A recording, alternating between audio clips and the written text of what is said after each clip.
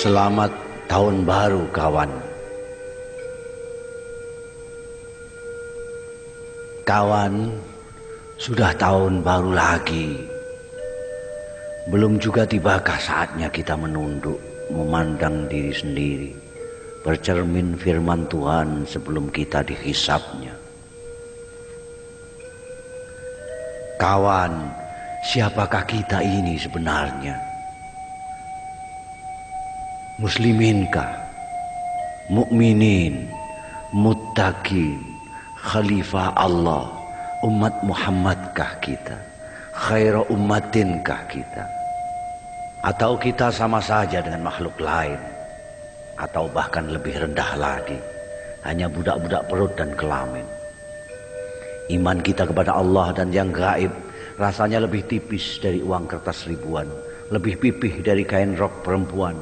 Betapapun tersiksa, kita khusyuk di depan masa dan tiba-tiba buas dan binal justru saat di saat sendiri bersamanya. Syahadat kita rasanya seperti perut beduk atau pernyataan setia pegawai rendah aja, kosong tak berdaya. Salat kita rasanya lebih buruk dari senam ibu-ibu, lebih cepat daripada menghirup kopi panas, dan lebih ramai daripada lamunan 1000 anak muda.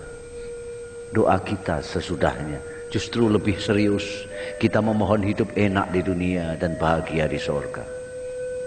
Puasa kita rasanya sekedar mengubah jadwal makan minum dan saat istirahat, tanpa menggeser acara buat syahwat. Ketika datang lapar atau haus, kita pun manggut-manggut, oh beginikah rasanya, dan kita sudah merasa memikirkan saudara-saudara kita yang melarat. Zakat kita jauh lebih dari berat terasa dibanding tukang becak melepas penghasilannya untuk kupon undian yang sia-sia.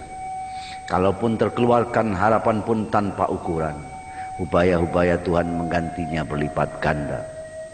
Haji kita tak ubahnya tamasya menghibur diri, mencari pengalaman spiritual dan material, membuang uang kecil dan dosa besar, lalu pulang membawa label suci asli made in Saudi, haji. Kawan, lalu bagaimana, bila mana dan berapa lama kita bersamanya? Atau kita justru sibuk menjalankan tugas mengatur bumi seisinya, mensiasati dunia sebagai khalifahnya?